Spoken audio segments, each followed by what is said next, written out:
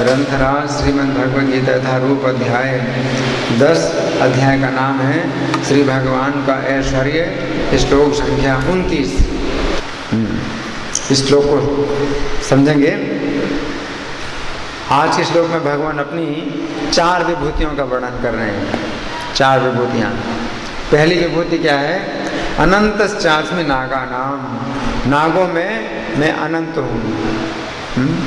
अनंत, अनंत शेष, नागों में मैं अनंत शेष हूँ। वरुणो याद सामहम, जलचरों में वरुण देवता, जलचरों में वरुण देवता। पितृनाम अर्यमा चास्मि, पितरों में अर्यमा, उनके राजा, पितरों के राजा हैं अर्यमा। यमा संयमताम हम, और बस में करने वालों यानी नियंत्रण करने वालों में यमराज, नियंत्रण करने वालों में यमराज, है ना। तो 4 प्रकार की विभूतियों का वर्णन कर रहे हैं। अब हम सुनेंगे प्रभुपाद तात्पर्य में क्या लिखते हैं। श्रील प्रभुपाद की जय। अनेक फणों वाले नागों में अनंत सबसे प्रधान है।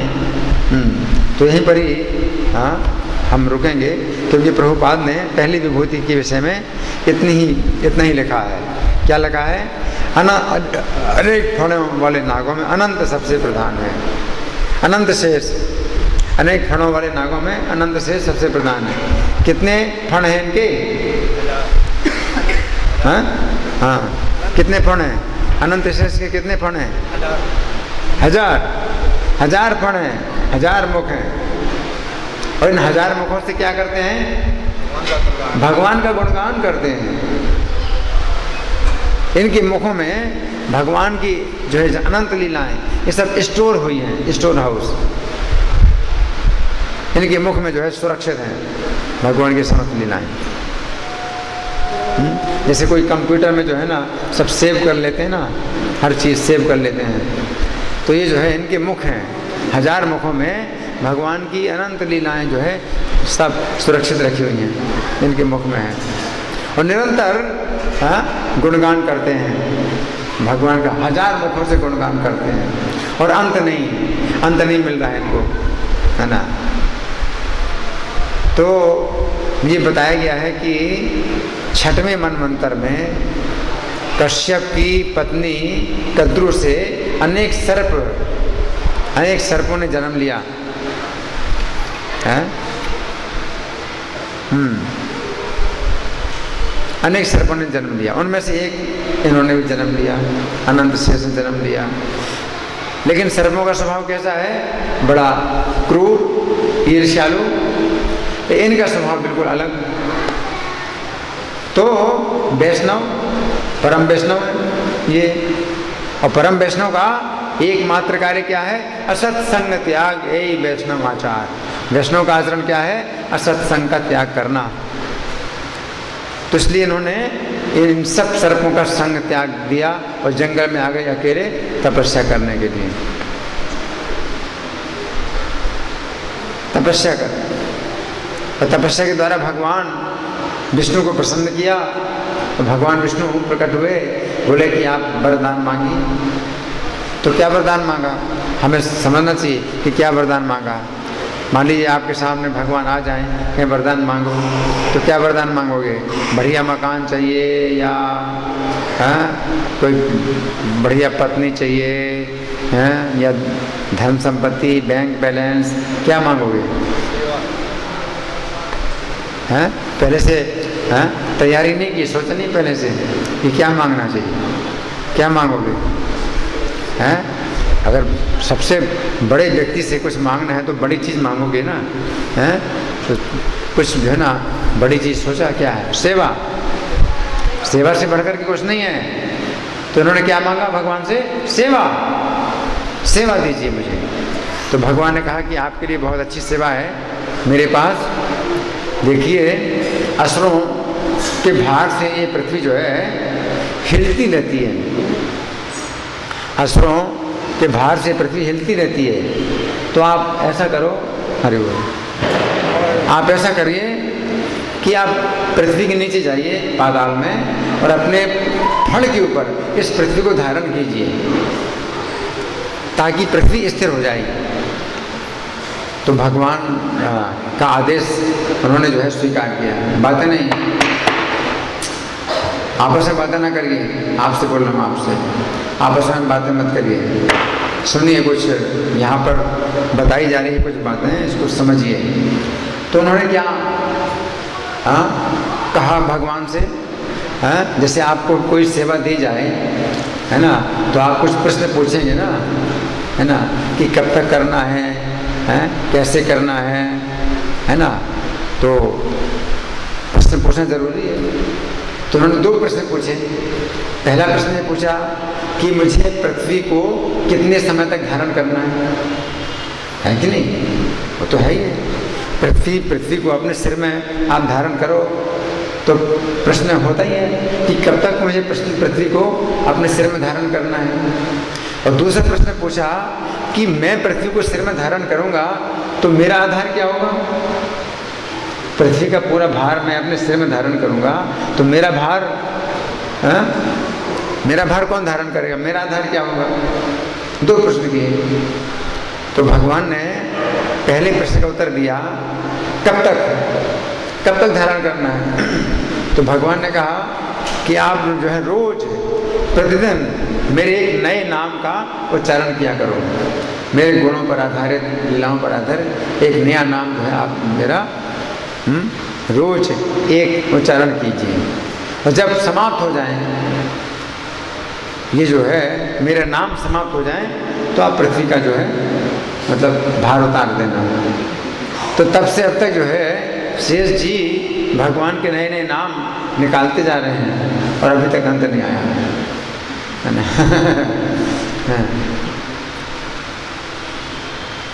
और दूसरा प्रश्न तक क्या था? दूसरा प्रश्न क्या था? कि मेरा आधार क्या होगा? मैं पृथ्वी को अपने सिर में धारण करूंगा तो मेरा आधार क्या होगा? तो भगवान ने उत्तर दिया कि आपका आधार मैं रहूंगा कछुआ बन करके।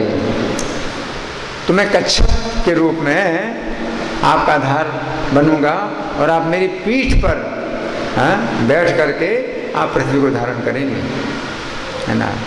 तो वो कच्छप जो है वो भगवान है और उनका कोई आधार नहीं है। तो ये भगवान की महिमा है ना। तो शेष जी का जो है एक बहुत बड़ा गुण यही है कि वे हमेशा भगवान का गुणगान करते रहते हैं, भगवान की कथाएं सुनाते रहते हैं। जैसे पद्म पुराण में मात्स्यायन मुनि को शेष जी ने जो राम कथा सुनाई है, ऐसी अद्भुत है कि सोच नहीं सकते। कितना मतलब इतना रस है उस कथा में कि सोच नहीं सकते। तो शेष जी जो है मात्स्यायन मुनि को वो राम कथा सुनाते हैं। तो पद्म पुराण में बहुत विस्तार से उस कथा का वर्णन है ना। तो यहाँ पर बताया गया है अनंत चास में नागा नाम, नागों में मैं अनंत हूँ, है ना। अच्छा, अब दूसरी विभूति वरुणों याद सामहम, जलचरों में वरुण, है ना। तो जितने भी जलचर हैं, जलचर जीव हैं, वरुण देवता उनमें सबसे श्रेष्ठ हैं। जलचरों के राजा हैं वरुण देवता। वरुण देवता निवास करते हैं जल के अंदर और रास्ता उनका जो है अगर आना चाहें इस पृथ्वी में तो वो जो है पानी से बाहर निकल आते हैं और कहीं भी पानी हो वहाँ से बाहर निकल सकते हैं। वरुण जो है और किसी व्यक्ति को अपने स्थान में अगर बुलाना चाहते हैं तो पानी में अगर वो होता है तो खींच ले जाते हैं उसको, तो वो वरुण लोक में पहुँच जाता है।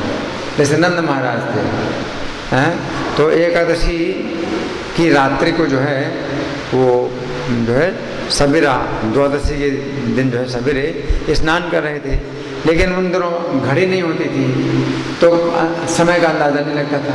तो रात्रि का समय चल रहा था, उन्होंने सोचा कि वो ब्राह्मण मुहूर्त का समय आ गया है, तो स्नान कर रहे थे, लेकिन वो रात्रि का समय चल रहा था। अगर घड़ी ना हो तो आपको कैसे अंदाजा होगा कि अब ब्राह्मण मुहूर्त आ गया। ब्राह्मण मुहूर्त 4:10 से 4:58 तक होता है, तो हर व्यक्ति नहीं जान पाता कि किस समय 4:10 हुआ है। तो नंद महाराज ने जो है गलती से यमुना जी में स्नान कर रहे थे, तो रात्रि का समय था और उन्होंने सोचा कि रात्रि का अंत हो गया।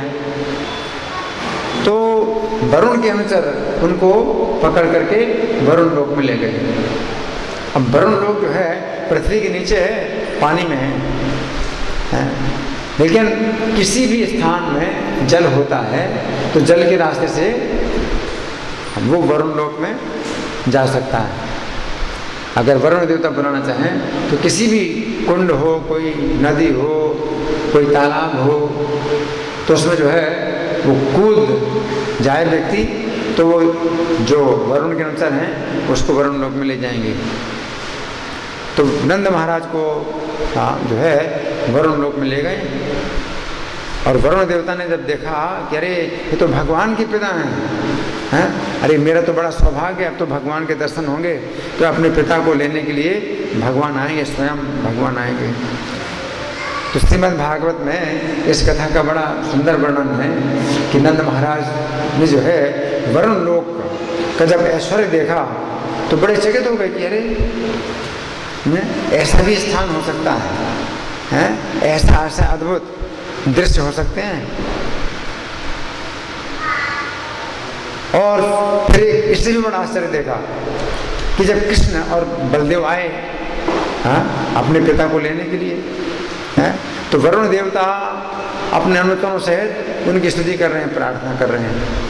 तो उनको बड़ा आश्चर्य हुआ, नंद महाराज को बड़ा आश्चर्य हुआ कि एक तो इतने बड़े बड़े देवता हैं, यहाँ वरुण देवता हैं, उनका कितना ऐश्वर्य है, कितने प्रकार के भोग हैं, और ये जो है हमारे बालक की प्रार्थना कर रहे हैं, स्तुति कर रहे हैं। कृष्ण तो हमारे ही पुत्र है। तो जब कृष्ण बलदेव वरुण लोक से लेकर के आए जब नंद महाराज को, तो नंद महाराज ने जो है वरुण लोक का अनुभव बताया कि मैंने वरुण लोक देखा, वरुण लोक में कैसे कैसे मतलब लोग रहते हैं और कैसा कैसा वहाँ दृश्य है, कैसे कैसे भोग हैं। तो जितने ब्रजवासी थे वो बड़े चकित हो गए। और फिर नंद महाराज ने कहा कि इससे भी बड़ा आश्चर्य तो ये था कि वे सब लोग हमारे कृष्ण बलराम की स्तुति कर रहे थे। तो सब ब्रजवासी कहते हैं तो लगता है कृष्ण बलराम कोई बड़े देवता होंगे, कृष्ण बलदेव बड़े देवता होंगे, है ना। तो कृष्ण का जो लोक है वो वरुण लोक से भी ज़्यादा अच्छा होगा। तो सब जो है मतलब ये विचार कर रहे हैं, वही चर्चा कर रहे हैं कि कृष्ण का लोक कैसा होगा। अगर वरुण देवता कृष्ण की इतनी स्तुति करते, प्रार्थना करते, तो कृष्ण का लोक कैसा होगा। तो कृष्ण ने जब देखा कि इन लोगों को जो है ये ब्रजवासी लोग हैं, ये लोग तो जो है केवल मेरे में आश्रित हैं और बाकी तो उनको कुछ भी पता नहीं है कि क्या है क्या नहीं है, कुछ भी ज्ञान नहीं है, केवल मेरे आश्रित हैं। तो कृष्ण जो है अपने गोलोक धाम के दर्शन कराएंगे। कृष्ण ने अपने गोलोक धाम के दर्शन करा दिए, है ना। देखो कृष्ण के गोलोक धाम के दर्शन किसको हो सकते हैं? बहुत मुश्किल है। तपस्या के द्वारा, तपस्या और यज्ञ और दान, इन चीज़ों के द्वारा गोलोक धाम के दर्शन नहीं हो सकते। नंद महाराज को और ब्रजवासियों को कृष्ण जो है अपने गोलोक धाम के दर्शन करा दिए। तो ये सब जो है आश्चर्य, कृष्ण के आश्चर्य हैं, है ना।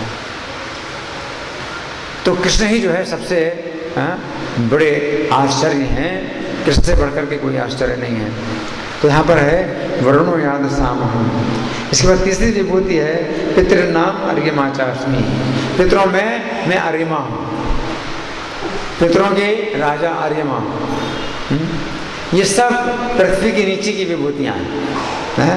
एक तो नाग जो अनंत शेष हैं, ये पृथ्वी के नीचे हैं, पृथ्वी को अपने फण पर धारण किए हैं। और वरुण देवता भी पृथ्वी के नीचे ही हैं, है ना। तो इस श्लोक में भगवान ने पृथ्वी के नीचे की विभूतियों का वर्णन किया है ना। वरुण लोक भी जो है पृथ्वी के नीचे है। इसके बाद पितृनाम अर्यमा, पितृलोक भी जो है पृथ्वी के नीचे है। पितृलोक की क्या विशेषता है कि यहाँ के कृष्ण पक्ष के जो 15 दिन होते हैं वो पितृलोक की रात होती है, और शुक्ल पक्ष के जो 15 दिन होते हैं पितृलोक का दिन होता है। इस प्रकार से पूरा 1 महीना जब यहाँ होता है तो उनका एक दिन रात होता है ना। तो 30 का जो है अंतर है ना। तो जब यहाँ पर यहाँ पर 30 साल बीतते हैं तो वहाँ पर 1 साल होता है। यहाँ पर 30 मिनट बीतते हैं तो उनका 1 मिनट होता है पितरों का, है ना। और पितरों के जो है राजा हैं अरिमा। तो अरिमा जो है राजा पितरों के पितृलोक के हैं, और यमलोक के राजा हैं यमराज। तो इनका जो है इनकी मित्रता यमराज से बहुत घनिष्ठ है। अरिमा की मित्रता यमराज से बहुत घनिष्ठ है। तो अगली विभूति बताया है भगवान ने कि नियंत्रण करने वालों में यमराज मैं हूँ, नियंत्रण करने वाले यमराज में हूँ, मृत्यु के देवता। क्योंकि मृत्यु जब आती है व्यक्ति का तो फिर उसका कोई नियंत्रण नहीं होता। मृत्यु के पहले जितना सही को गलत और गलत को सही करना है कर लो, लेकिन मृत्यु के समय अपना कुछ भी नियंत्रण नहीं होता है। अब तो यमराज का नियंत्रण है, और वो नरक में अगर डाल देंगे तो कुछ भी कोई बचा नहीं सकता, है ना। तो ये जो है मतलब यमराज का नियंत्रण है। लेकिन यमराज को एक बार मांडव्य मुनि से शाप मिला। मांडव्य मुनि के शाप से यमराज को 100 साल के लिए शूद्र बनना पड़ा। तो एक समस्या हो गई कि यमलोक में अब यमराज जो है नहीं रहेंगे। 100 साल के लिए उनको यमलोक छोड़ करके पृथ्वीलोक में शूद्र बनना पड़ेगा। तो यमलोक में कौन रहेगा? तो पितृलोक के जो राजा हैं अर्यमा, वो यमराज के स्थान पर 100 साल तक रहे, और यमराज विदुर के रूप में जन्मे। तो 100 साल तक जो है ये पृथ्वी पर रहे विदुर जी के रूप में यमराज, है ना। तो इस तरह से पता चलता है कि पितृलोक और यमलोक पास पास ही हैं, लेकिन यमलोक में यातनाएं दी जाती हैं। यमलोक में नरक की भीषण यातनाएं दी जाती हैं। तो भगवान बताते हैं कि नियंत्रण करने वालों में यमराज, दंड देने वालों में यमराज मैं हूँ। यमराज का जो दंड है बहुत कठोर दंड है, और उन लोगों को जो है ये दंड दिया जाता है जो धर्म के विरुद्ध आचरण करते हैं, पाप करते हैं, और अपने को सुधारना नहीं चाहते हैं, अपना सुधार नहीं करना चाहते हैं। मनुष्य के जीवन में बहुत से धर्म के नियम बताए गए हैं। उन नियमों का पालन ना करते हुए जब कोई व्यक्ति अधर्म का आचरण करता है, पाप कर्म करता है, तो यमलोक में उसको जाना पड़ता है, नरक की यातनाएं भोगनी पड़ती हैं। तो जो लोग मनुष्य का शरीर पा करके अपने बल पर वे धर्म का उल्लंघन करते हैं, धर्म की मर्यादा तोड़ते हैं और पाप का आचरण करते हैं, तो वहाँ यमराज के सामने उस व्यक्ति को खड़ा किया जाता है। अब इस जीवन काल में तो अपने धन के बल पर या पैसे के बल पर वो व्यक्ति जो है हर प्रकार के गलत काम करता है और बेदाग छूट जाता है, और उसको कोई दंड नहीं मिलता है। वो वकीलों को भी अपने पक्ष में कर लेता है, कोर्ट का भी जो फैसला अपने पक्ष में करा लेता है, सब कुछ अपने पक्ष में करा लेता है पैसे के बल पर या अपने ऊंचे पद के बल पर। लेकिन वही व्यक्ति जब यमलोक में जाता है तो वहाँ पर कोई वकील नहीं मिलता उससे कोई वकील नहीं मिलता, किसी की वकालत नहीं चलती है। तो वकील क्या करते हैं? सच को गलत, गलत को सच करते हैं, है ना। तो कोई भी मतलब बदमाश आदमी होता है, अच्छा वकील कर लेता है, पैसा दे देता है, तो वकील उसको छुड़ा देता है। तो यहाँ वहाँ यमलोक में जो है ऐसा कोई वकील नहीं मिलता, ऐसा कोई वकील नहीं मिलता। वहाँ पर लिखा हुआ है पहले से, आपने जो कुछ कर्म किए हैं वहाँ पर पहले से लिखे हुए होते हैं, और वहाँ पर पढ़ करके सुनाया जाता है और उसको सुनना पड़ता है। जो पापी होता है उसको अपने पाप कर्म जो है सुनने पड़ते हैं। चित्रगुप्त जो है पढ़ करके सुनाते हैं। उस पापी को जो है यमराज के सामने खड़ा किया जाता है। यमराज कहते हैं कि इसका खाता जरा खोलो, क्या लिखा है पढ़ के सुनाओ। तो चित्रगुप्त जो है उसका खाता पढ़ के सुनाते हैं, और उसको सुनना पड़ता है। अब वो नहीं कह सकता कि नहीं ये है वो है, सफाई उसको सफाई देने का मौका नहीं दिया जाता है कि क्यों किया, तो कहेगा ये है वो है, मेरी इसमें क्या गलती है, उनकी गलती है, इनकी गलती है। यहाँ तो ऐसे ही होता है, व्यक्ति जो है अपनी सफाई देने के लिए कितनी कितनी बातें बनाता है और अपनी गलती नहीं मानता। तो ऐसे लोगों को जो है यमलोक में खड़ा किया जाता है, और उसको बोलने का बिल्कुल मौका नहीं दिया जाता है कि तू कुछ नहीं बोलेगा, तेरे जो कर्म हैं ये लिखे हुए हैं, ये पढ़ के सुनाए जाएंगे, तो सुन। उसको सुनना पड़ता है ना। और उसके कर्मों के अनुसार यमराज उसको जब दंड का विधान करते हैं तो आदेश देते हैं किसने ये कर्म किया, इस कर्म के फलस्वरूप इसको कुंभीपाक नरक में 10,000 साल तक के लिए डालो। तप्त सूर्य में नरक में इसको 20,000 साल तक डालो, है ना। सुकर्मुख नरक में इसको 30,000 साल तक डालो। तो यमराज का आदेश जैसे मिलता है उस तरह से उस पापी को जो है दंड दिया जाता है। और उस समय जो है उसको अपने मुंह से बोलना पड़ता है, चिल्ला चिल्ला करके वो अपने पाप बताता है कि हाय मैंने ये पाप किया, इसका मैं ये सजा भोग रहा हूँ। चिल्लाता है, रोता है, चिल्लाता है, रोता है, उसको खुद बोलना पड़ता है।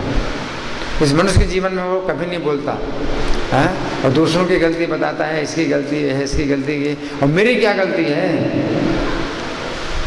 मेरी क्या गलती है, तेरी गलती, तेरी गलती, तेरी गलती, इसकी गलती, उसकी गलती, सबकी गलती बताता है और अपने को निर्दोष बताता है।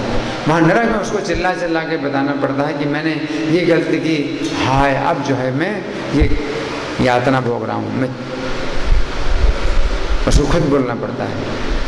तो ये व्यवस्था जो है यमराज की है, और भगवान कहते हैं कि वो मेरे द्वारा की गई है। जिससे भगवान ने कहा मैं वरुण देवता हूँ, तो मतलब कहने का है कि वरुण देवता भी जो है कृष्ण के अधीन है। और वरुण लोक में भी नंद महाराज को वहाँ बंदी बनाया गया, लेकिन कृष्ण जैसे ही पहुँच गए तो सब कृष्ण की प्रार्थना स्तुति करने लगे, क्षमा मांगने लगे, और नंद महाराज को छोड़ दिया, है ना। इसी प्रकार से यमलोक में भी कोई पापी अगर यातना भोग रहा हो, लेकिन अगर कृष्ण का नाम ले ले, कृष्ण का स्मरण कर ले, तो तुरंत यम यात्रा से छूट जाएगा, नरक यात्रा से छूट जाएगा।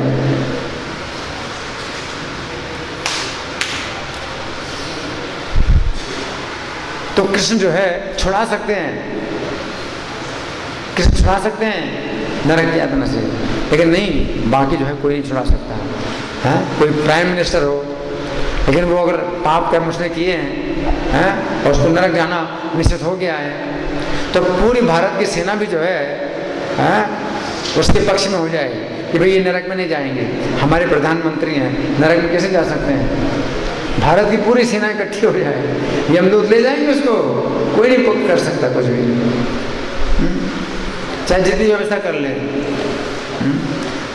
सब प्रकार की तोपें, मशीन गन और नाभिकीय अस्त्र सब जो है वहाँ पर तैयार रखें कि भाई यमदूत नहीं आए। यमदूत आएंगे और उसको जो है प्राइम मिनिस्टर को भी जो है, भारत के प्रधानमंत्री क्यों ना हो, है ना, अगर वो पापी है तो उसको जो है अपने पासों से बांध करके, गले में उसके पास बांध करके और शरीर से खींच करके उसको निकाल ले जाएंगे, उसको मारते हुए ले जाएंगे, चाहे भारत के प्रधानमंत्री क्यों ना हो, है ना। तो यहाँ मतलब कोई भी जो है मतलब विचार नहीं किया जाता है कि कौन व्यक्ति कैसा है, कौन कितना बड़ा व्यक्ति है ना। तो वहाँ पर हम लोग जो है उसको ले जाएंगे, उसको जो है यातनाएं भोगनी पड़ेंगी, कोई उसका जो है साथ नहीं दे सकता। तो ये यमा संयमताम हम संयम है।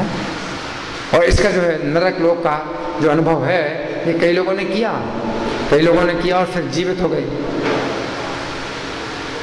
कुछ लोगों ने शरीर छोड़ा, नरक गए और नरक में जो है यातनाएं देखी, कितनी भयानक यातनाएं हैं, और फिर वो वापस आ गए इस भौतिक शरीर में। और जब बताया उन्होंने, देखा, तो बहुत डर गए कि अब मुझे नरक में नहीं जाना, अब मैं क्या करूं।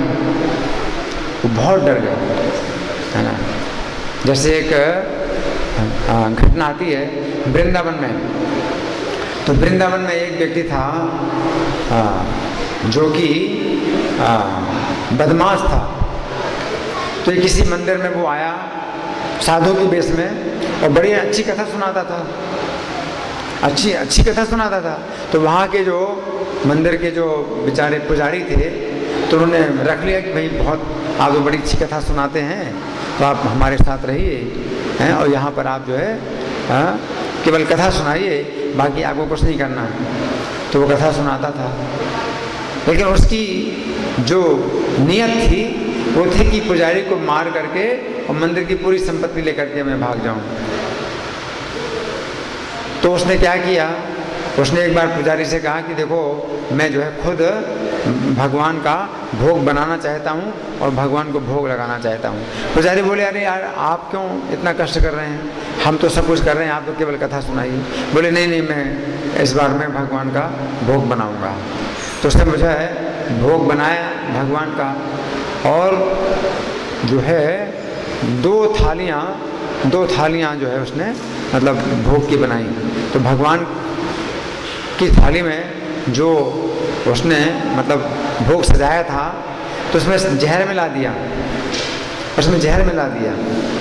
है? और अपनी थाली जो सजाई थी वो मतलब बिल्कुल शुद्ध भोजन था, उसमें जहर नहीं था।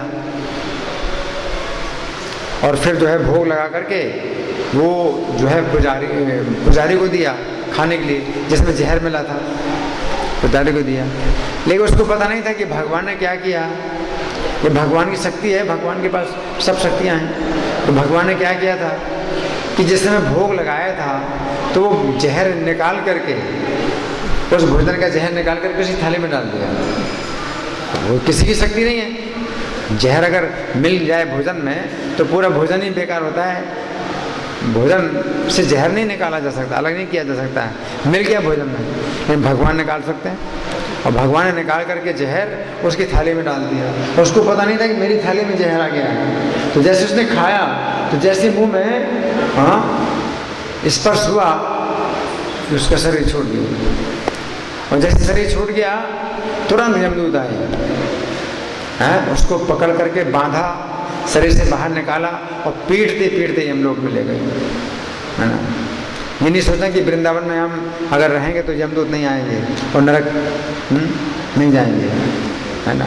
तो वृंदावन में ही यमदूत आए, उसको पकड़ करके और पीटते पीटते यमराज के सामने ले गए। यमराज ने कहा चित्रगुप्त खोलो, इसका खाता खोलो। और चित्रगुप्त ने खोल के पढ़ के सुनाया। इतना दुष्ट है ये तो, है जो अपने पर विश्वास करने वाले बेचारे पुजारी हैं, उनको इसने जहर खिला करके मार डालने की कोशिश की। तो यमराज की आंखें लाल हो गई हैं। कहा इसको जो है कुंभीपाक नरक में डालो, और कुंभीपाक नरक में उसको डाल दिया।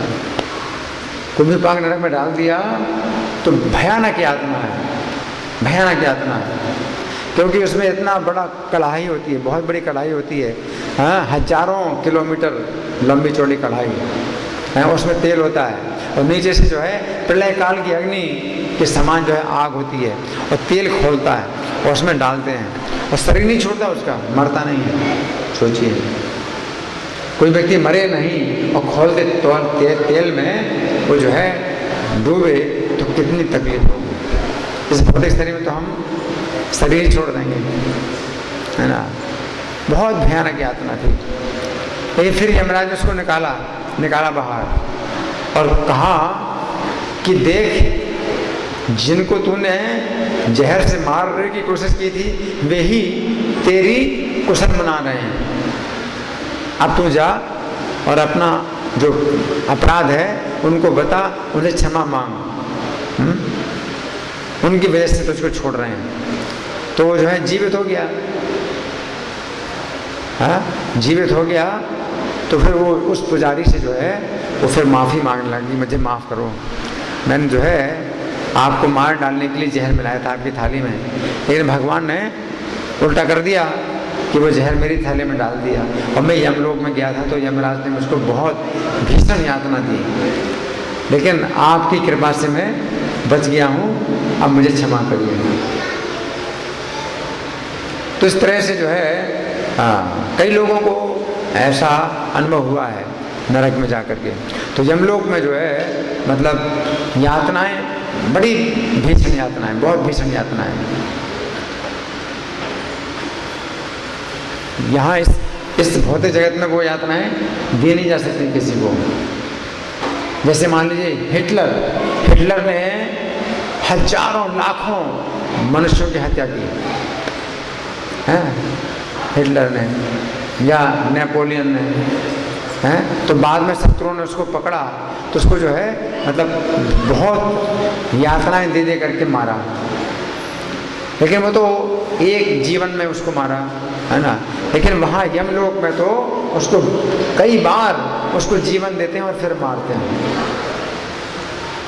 उसने लाखों आदमियों की हत्या की है तो लाखों बार उसको जो है जीवन दिया जाएगा और उसको लाखों बार उसकी हत्या की जाएगी। नरक में ये व्यवस्था है। तो इसी भगवान की व्यवस्था है, उसी को भगवान कहते हैं मतलब यमः संयमतामः, यमलोक। उतनी सजा आप दे नहीं सकते किसी को, जितना उसने पाप किया है उतनी सजा आप दे नहीं सकते उसको। उसने लाखों लोगों की हत्या की है तो आप उसको एक बार ही हत्या कर सकते हैं, उसकी फांसी दे देंगे तो क्या हुआ, एक ही बार तो आपने उसको मारा। उसने तो लाखों आदमियों को मारा। यमलोक में सब व्यवस्था है, लाखों बार करोड़ों बार उसको मारते हैं। तो पूरा का पूरा जो दंड है वो यमलोक में मिलता है व्यक्ति को। जो व्यक्ति ऐसा कर्म करता है करोड़ों गुना उसको जो है दंड भोगना पड़ता है यमलोक में। तो ये भगवान की व्यवस्था है, यमः संयमतामः, है ना।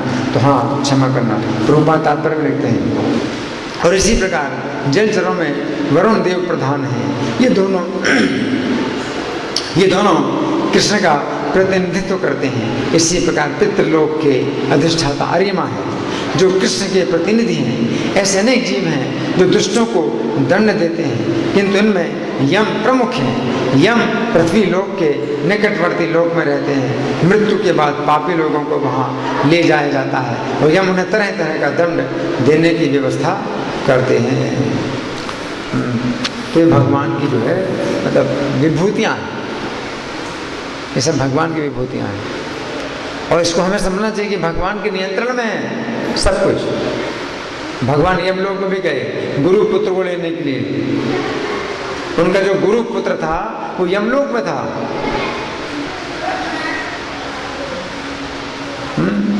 जब भगवान अपने गुरु के पास गए और उन्होंने 64 विद्याएं प्राप्त की तो समय जब अध्ययन पूरा हो गया तो भगवान ने गुरु से कहा कि अब आप हमसे दक्षिणा मांगिए।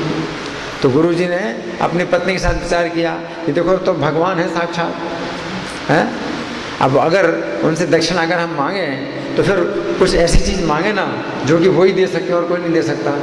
बोलो क्या मांगना चाहिए। तो उनकी पत्नी ने कहा कि 1 साल पहले हमारा पुत्र जो है समुद्र में डूब के मर गया, वही उसी को मांग लो। तो भगवान ही दे सकते हैं और कौन दे सकता है।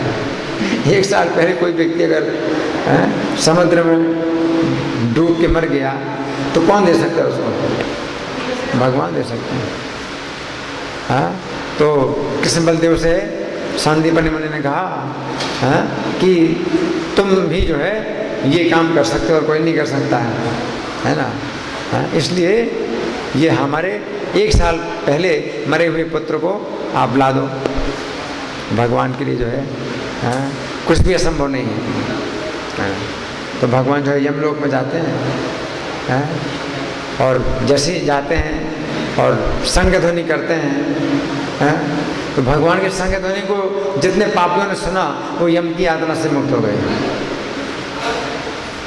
यमलोक में जो है जितने पापियों ने भगवान की संग ध्वनि सुनी तो यम यातना से मुक्त हो गए, नरक लोक से मुक्त हो गए। और उस संग ध्वनि को सुनकर के यमराज भी पहचान गए कि तो भगवान है, साक्षात भगवान है। तो वे भी जो है अपने सेवकों के साथ में भगवान के सामने आए, प्रणाम किया, स्तुति की, प्रार्थना की कि क्या सेवा करनी है। तो भगवान ने कहा कि हमारा गुरु पुत्र है, वो यमलोक में यातना भोग रहा है, उसको आप जो है हमें वापस कर दीजिए, हम गुरु को जो है वापस देना चाहते हैं। तो यमराज ने जो है उसको फिर स्थूल शरीर दे दिया, वापस स्थूल शरीर दे दिया। और उसी अवस्था में जो है अपने गुरु पुत्र को भगवान ले आए यमलोक से वापस। किसकी शक्ति है ऐसा करने की? भगवान है। तो इसमें भगवान की विभूतियाँ हैं, है ना। अब आप लोगों की ओर से कोई प्रश्न है या मैं प्रश्न करूँगा? हाँ जी।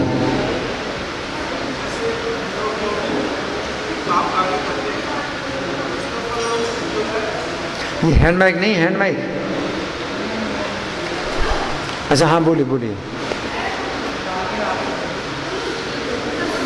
पाप कार्य करते हैं उसका फल हम जो है नरक आदि लोगों में भोग लेते हैं।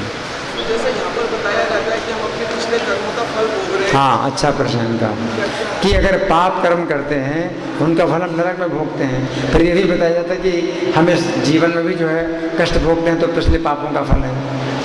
इसका क्या उत्तर है?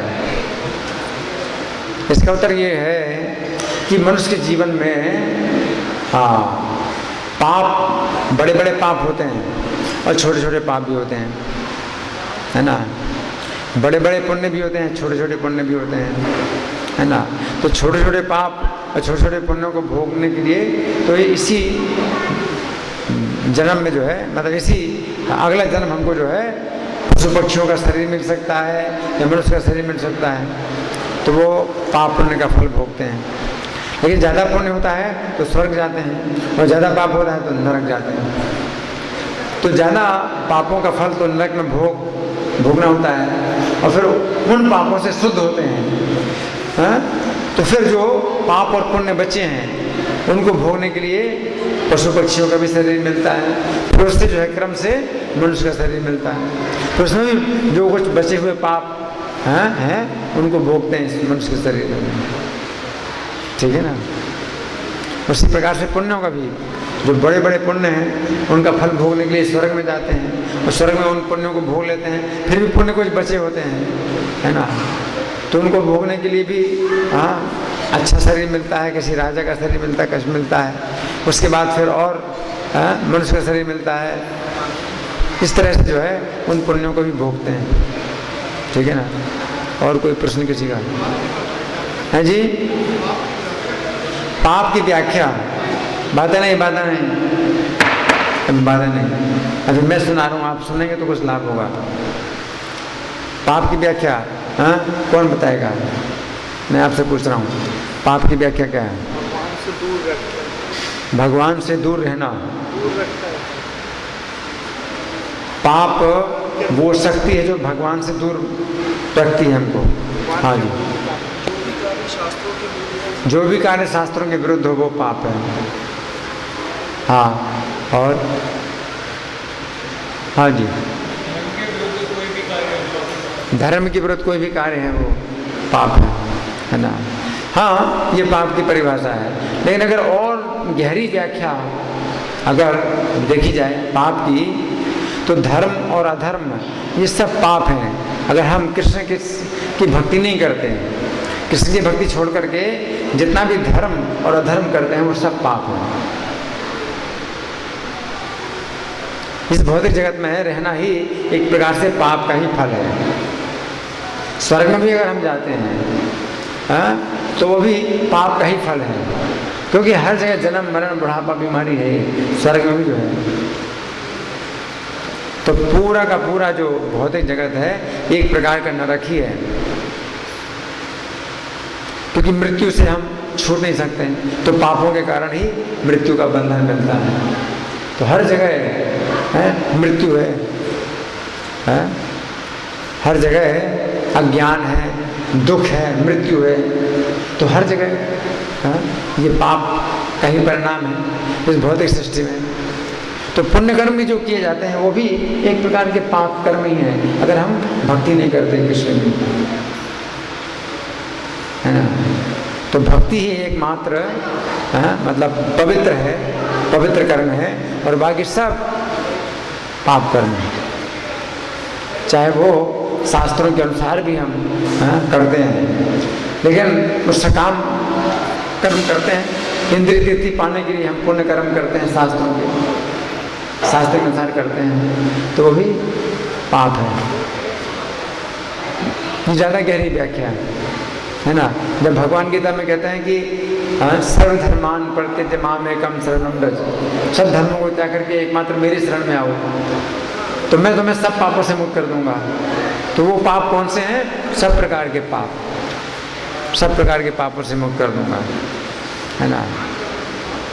तो सब प्रकार के पापों से मुक्त तभी हो सकते हैं जब कृष्ण की एकमात्र शरण में जाएंगे, और नहीं तो शुभ और अशुभ का बंधन है, शुभ कर्मों का बंधन और अशुभ कर्मों का बंधन।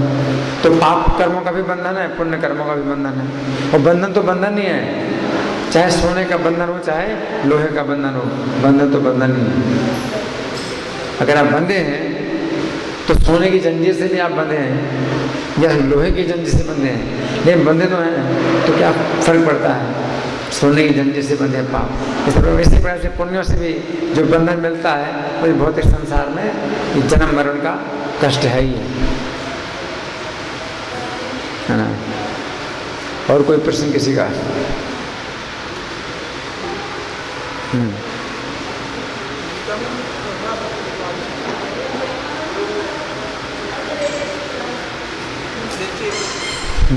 तो मैं प्रश्न करूं?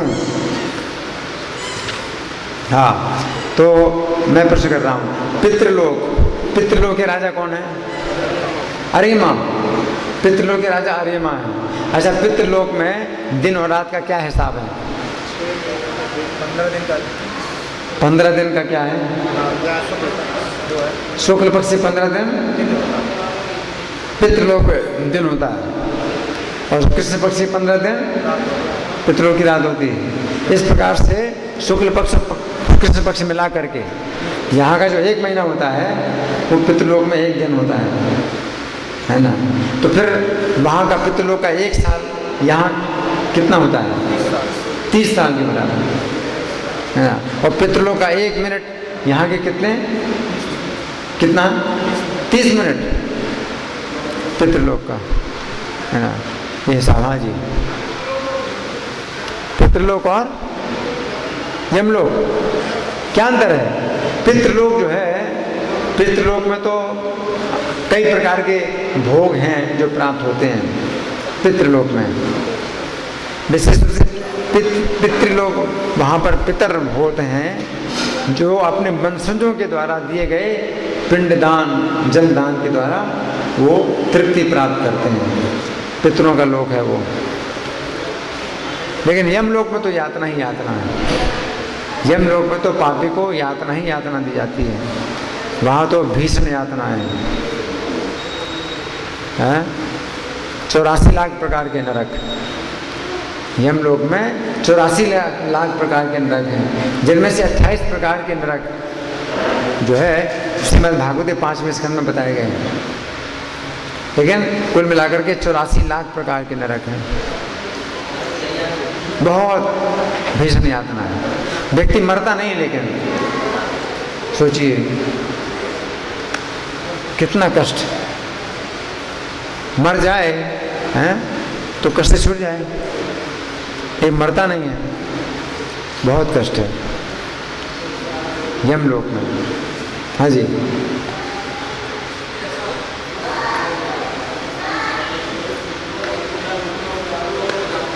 हाँ,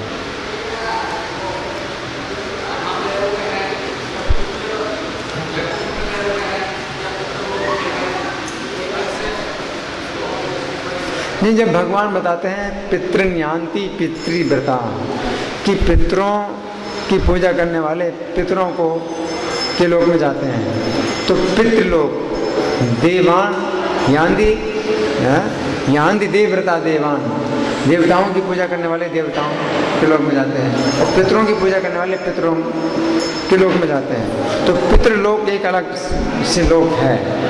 तो जो लोग पितरों की पूजा करते हैं उस लोक में जाते हैं, पितृलोक में ही जाते हैं वो।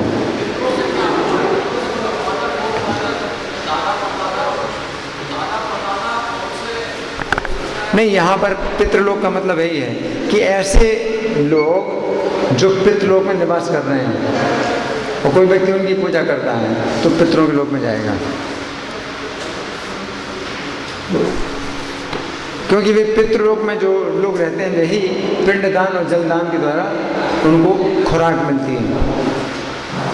तो अगर वो पितृलोक में गए हुए हैं और वो उनकी पूजा करता है पिंडदान जल के द्वारा, जलदान के द्वारा, तो लेकिन अगर कोई व्यक्ति पितरों का तर्पण करता है, पितरों का तर्पण करता है, लेकिन वो उनमें आसक्त नहीं है, अपने पितरों में आसक्त नहीं है, तो वो कर्तव्य की भावना से करता है, तो वो तो भगवान के धाम में जाएगा। लेकिन अगर वो आसक्त होता है अपने उन पितरों पर जो पितृलोक में हैं, तो फिर वो पितृलोक में जाता है।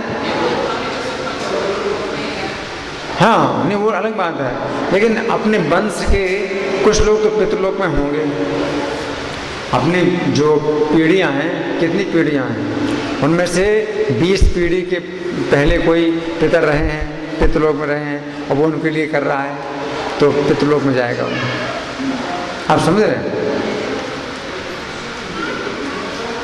आप नहीं जानते अपने पितरों को कितने पितर हैं, आप उनके नाम तक नहीं जानते, लेकिन तो भी आप उनके नाम से कर रहे हैं, है ना। तो पितृलोक में वो हैं जो हमारे वंश के लोग पितृलोक में हैं, उनको आप कर रहे हैं और उसके द्वारा वो तृप्ति प्राप्त कर रहे हैं, तो आप वहीं जाएंगे, पितृलोक में जाएंगे। यहाँ पर वो नहीं कि दादा परदादा, आप जानते भी नहीं उनको, लेकिन वो हैं पितृलोक में और आप उसी में ही आप कर रहे हैं, उनको तृप्त करने के लिए कर रहे हैं, उसी में आसक्त हैं, तो आप पितृलोक में जाएंगे। देवताओं की पूजा करते हैं तो देवताओं के लोक में जाएंगे। ठीक है, धन्यवाद। ग्रंथराज श्रीमद् भगवद गीता की जय, जगत श्री प्रभुपाद की जय, श्री राधा पार्थ सारथी ललिता विशाखा गौरताई, श्री सीताराम लक्ष्मण हनुमान प्रहलाद देव की जय।